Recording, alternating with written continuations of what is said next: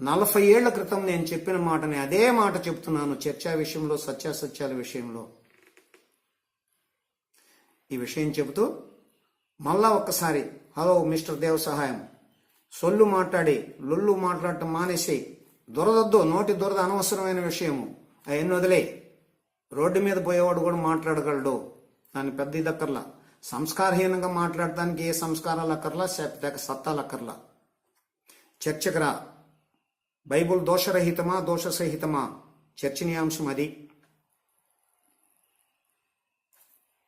నమస్కారం.